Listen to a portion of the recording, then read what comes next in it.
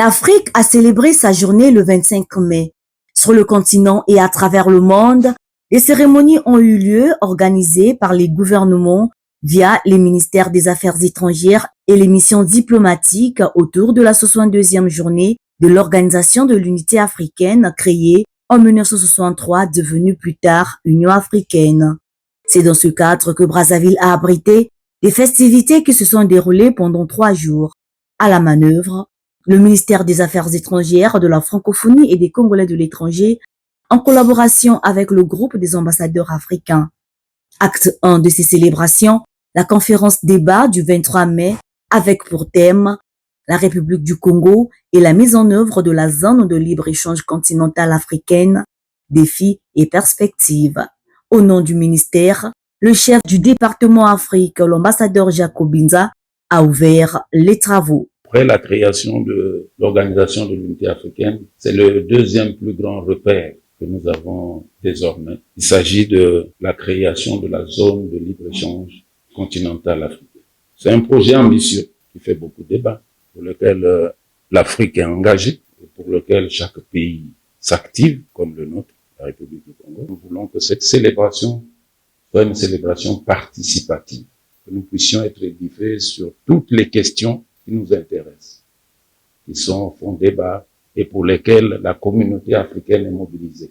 Nous devons écouter et pour mieux comprendre. Conférencier du jour, le directeur général du commerce extérieur a édifié les participants sur les problématiques en lien avec la ZLECAf et le cas du Congo. La Commission de l'Union africaine avait donc estimé que chaque État partie signataire à l'accord portant création de la ZLECAf, pour sa mise en œuvre, devrait élaborer sa stratégie nationale. Au niveau de notre pays, a été mise en place par décret du Premier ministre chef du gouvernement en 2019, une commission nationale chargée du suivi et d'évaluation de la mise en œuvre de cet accord pour définir le contenu des différentes étapes de ce qui devait se faire jusqu'à véritablement son opérationnalisation. Il y a lieu de relever que la faiblesse et les limites du tissu industriel congolais présentent aujourd'hui le risque que le pays ne se retrouve face à une concurrence accrue des produits et services importés. La ZLECAf, pourtant, présente un certain nombre d'avantages, mais sa mise en œuvre comporte cependant des risques, peut engendrer des coûts liés à l'inadéquation des économies faiblement structurées avec le nouveau marché, nécessitant ainsi des mesures et des actions d'ajustement spécifiques. Les autorités congolaises sont donc appelées à se préparer de manière résolue à l'avènement de l'ouverture des frontières douanières en 2030. Le gouvernement devrait veiller à plus de rigueur dans l'affectation des ressources financières en référence aux priorités définies dans cette stratégie nationale 2021-2030. Les défis sont majeurs. Nous avons égrené quelques-uns qui font que si d'ici 2030, tous ces défis ne sont pas relevés, il y aura véritablement un problème. L'élimination des barrières non tarifaires qui rendent coûteux et difficile le commerce transfrontalier. Il y a le faible financement des PME. La République, à travers donc la stratégie nationale de la ZLECAf, doit apporter des solutions rapides à tous ces défis avant qu'on arrive à 2030. La ZLECAf va impulser une dynamique nouvelle à l'intégration économique en Afrique. C'est même le but. La structure des échanges qu'elle recommande permet d'envisager avec davantage d'optimisme l'évolution du processus d'intégration africaine et les effets que l'on peut en attendre, notamment en matière de développement économique, humain et durable. La mise en place de la ZLECAf devrait favoriser une augmentation de plus de 60% des échanges intérieurs du continent en éliminant les droits de douane à l'importation. Cette augmentation concernerait principalement les produits industriels manufacturés. Le Congo devrait ainsi améliorer ses capacités de production et attirer les investisseurs directs étrangers. La ZLECAf nous offre donc de bonnes perspectives. Assurer l'intégration régionale, booster les économies des pays à travers le commerce, à travers la prise d'un certain nombre de réformes qui feraient que, à terme, la compétition puisse être non pas quelque chose à craindre, mais plutôt une bonne chose parce que la compétition va faire entrer de l'argent dans le pays. Au deuxième jour, la gastronomie africaine était à l'honneur avec une diversité de mets présentés par les missions diplomatiques et consulaires des pays africains accrédités en République du Congo. Dans tous les stands, vous aurez vu ou vous allez voir tous ces pays-là, à commencer par la République du Congo, le Cameroun, le Rwanda, la République démocratique du Congo, le Bénin, l'Algérie et autres. Spécifiquement pour le Rwanda, vous savez que la spécialité du Rwanda en objet d'art, c'est ce que vous voyez derrière moi. Ce sont des objets d'art traditionnels, mais modernisés. Nous allons faire déguster les mets rwandais. Et ces mets-là sont constitués spécialement dans une spécialité qui est la brochette, la fameuse brochette pour ceux qui connaissent Kigali, la brochette de chèvre, de viande de chèvre, le kombucha comme boisson qui est fabriqué ici, la skol comme vous le connaissez, et bien sûr le café et le thé rwandais. Aujourd'hui, nous avons la foire gastronomique qui permet à tous les pays. La Côte d'Ivoire aujourd'hui présente des plats qui sont typiques de la Côte d'Ivoire. Nous avons l'atiéké, la semoule de manioc mondialement connue et qui aujourd'hui est à l'image de la Côte d'Ivoire. Nous avons aussi la loco, la banane découpée et frites, qui a ceci de particulier d'être frites suivant des procédés qui sont particuliers, je dirais, à la Côte d'Ivoire. Entre autres, avec tout ce qu'il y a comme vêtements, tissus, mais particulièrement au niveau gastronomique, la Côte d'Ivoire a une culture fournie. Aujourd'hui, c'est la journée de l'Afrique. Nous sommes là pour montrer notre nourriture de l'Angola. Tout le monde va en goûter. Je pense que c'est une journée très importante pour l'Afrique.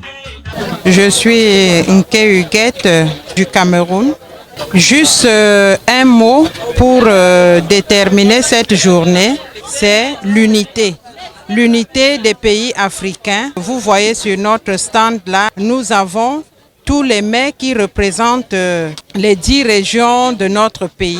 Déjà, c'est une très bonne chose déjà. C'est pour présenter déjà l'art culinaire au niveau des pays de l'Afrique. Déjà là, moi qui représente le Gabon, regardez-moi comment je suis vêtu à l'effigie du pays.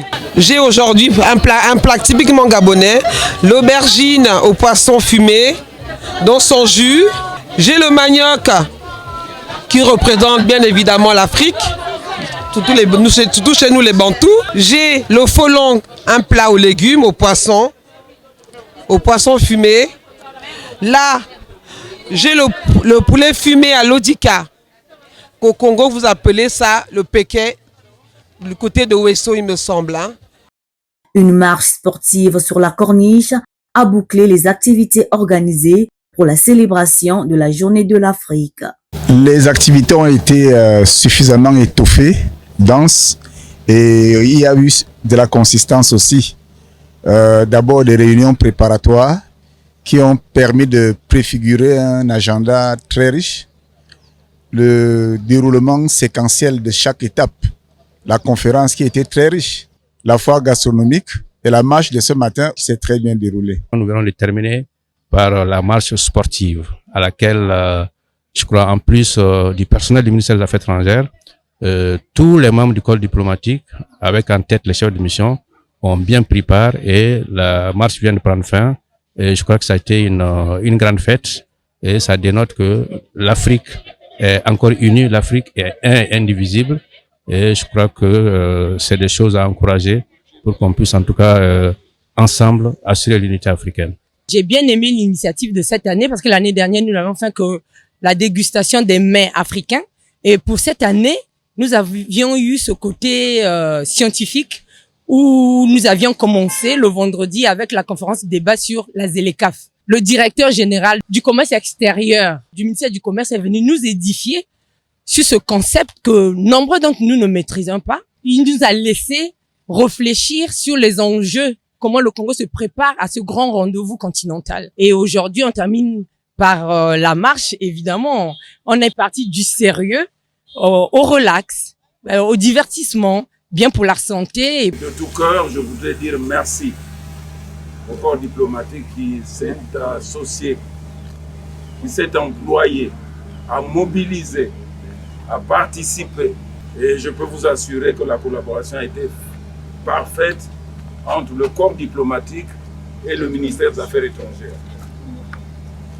Nous croyons que cette dynamique sera maintenue. Puisqu'en Afrique, nous sommes solidaires, cette solidarité va continuer. Cela veut dire que l'Afrique est en marche. Une fois de plus, je vous dis merci.